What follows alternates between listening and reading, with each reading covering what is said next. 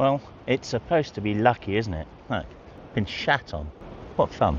Next time, bring chips or it won't just be your collar. I was just standing here, minding my own business, getting a photograph of, well, that, really.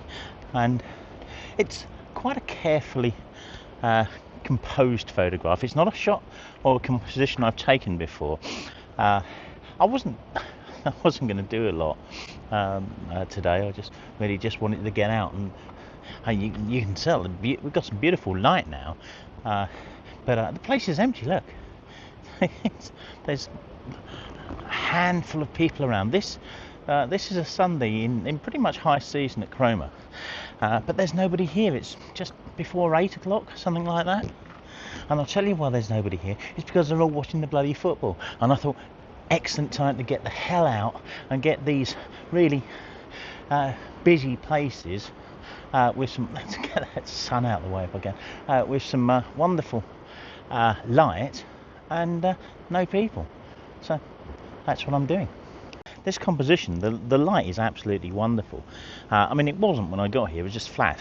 I'll probably show you a couple of shots actually, because I've been shooting this for a while. But the point of this composition is to keep your eye flowing through the scene. So if we just come around here, put my glasses down there, hope they don't get shat on.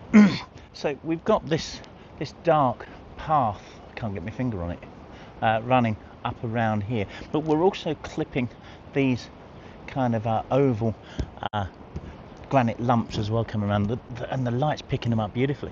So your eye is being drawn straight into this scene by these shapes here, and I think it's quite nice. I've not seen this composition before. I mean, it can't be unique, I'm sure. The key thing is, and what I'm trying to do is get into a place at a time of day where there should be lots of people around, but there aren't, and I'm shooting things in a different way, the kind of things that anyone would shoot if they came here, but they'd probably just get a snap of it, or the very classic, kind of symmetrical, kind of straight down the middle of it there and such. I'm trying to do something different, and I think I have. This is the shot when the sun had come out and created some beautiful light and some lovely shadows. It's really provided some definition. But I did say that I'd shot quite a few of them, and this is the shot against the flat light where the sun was behind a cloud. Big difference. Now, I'm rather pleased that the light has really come out and doing its thing here, because one of the things I really wanted to talk about tonight is this idea of the correct exposure. Now, what is the correct exposure? And it's obviously really difficult when you've got the kind of lights and darks that we're dealing with here. If we look at this shot again, we've got really big hotspot up there in the sky, and got some really dark shadows in the entrance to the pier there.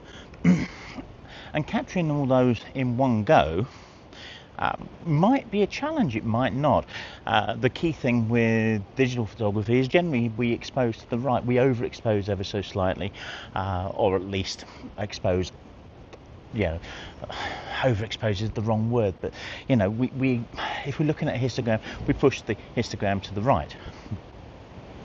Although I realise that's not the right, is it? That's the right.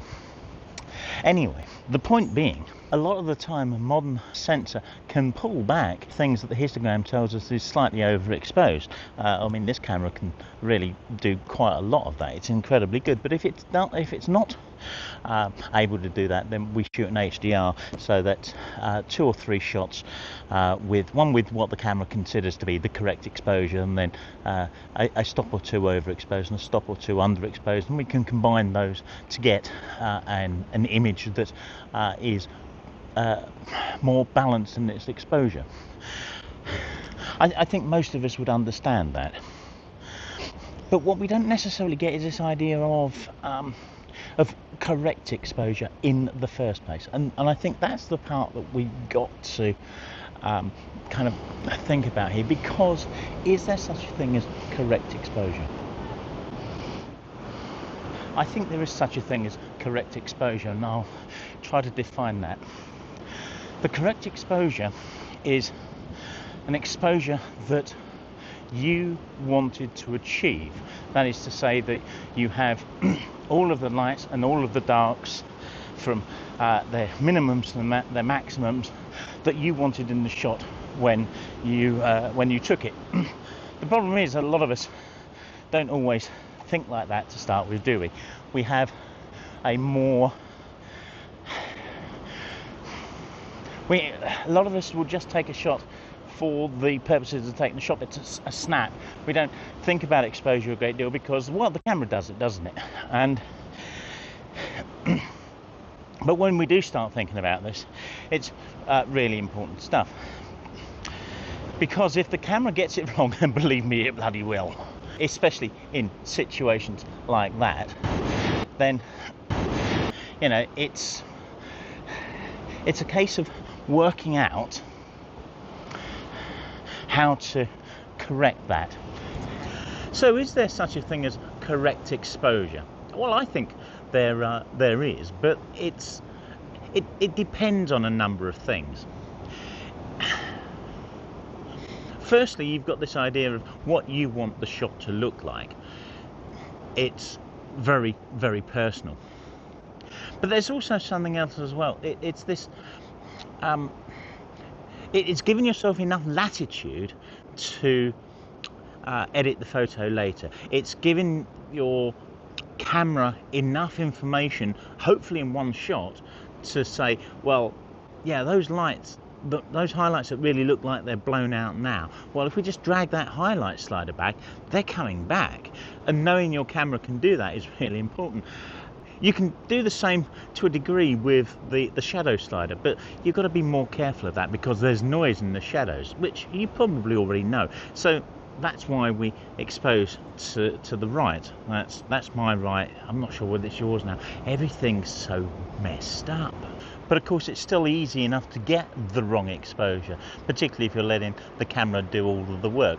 For this reason alone, I would never recommend that you use the program fully automatic mode in your camera. Always work with the shutter priority or the aperture priority. There's no need for manual in most cases.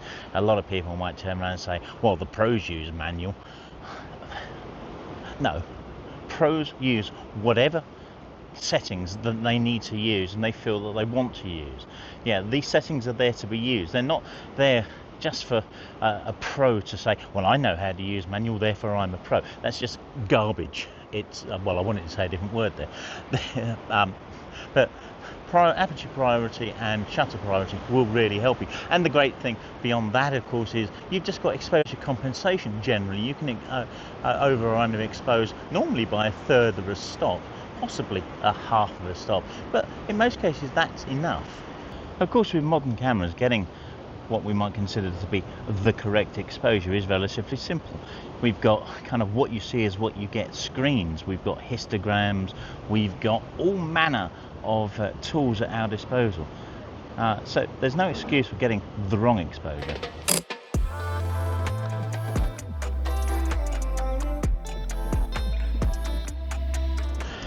So we've lost the sun now. It's disappeared behind a big cloud, which this camera will not pick up. But this is a little bit of B-roll to show you. Unless that cloud breaks up, this is going to be quite blue for the rest of the time, which is absolutely fine. There's some nice kind of minimalist shots around here. Whether I choose for those, I'm not sure. Whether I get back in the car, I'm not sure. I know I'm getting hungry. I had hoped that the fish and chip shops might still be open. They're not, because they close for the bloody football. I've decided to finish the evening with some ICM. Now, I've done this kind of ICM in this kind of position earlier in the year. You can check out the video, which is up here in the corner here. I thought, well, I'd give it a go again because I love that image so much. I've got it printed on my wall. It's a good shape. If you're going for ICM, shape is quite important, particularly kind of structure like this. And when I say shape is quite important, shape is pretty much everything, whether it's colour shape or whether it's the outline of buildings or whatever. But I'm going to get on and shoot this because that cloud up there is rather nice, and just need to get this right. Now, my style of ICM is a bit woo, if you haven't seen it already.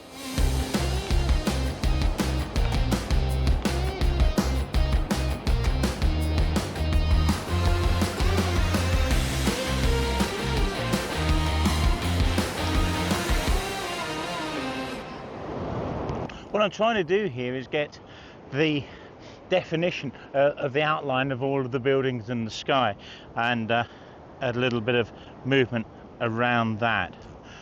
And I'll line all of these up as a multiple exposure kind of, I don't know, it's quite convoluted. But yeah, I will get something that's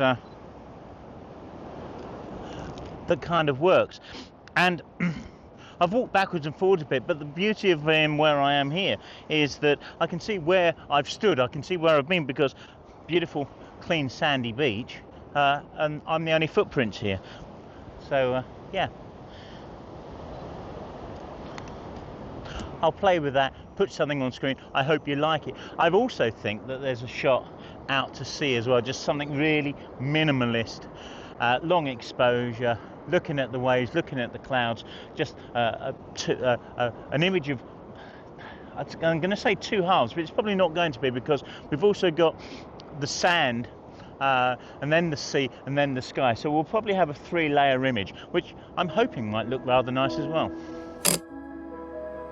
I have limited edition signed prints available of this. Contact details in the description.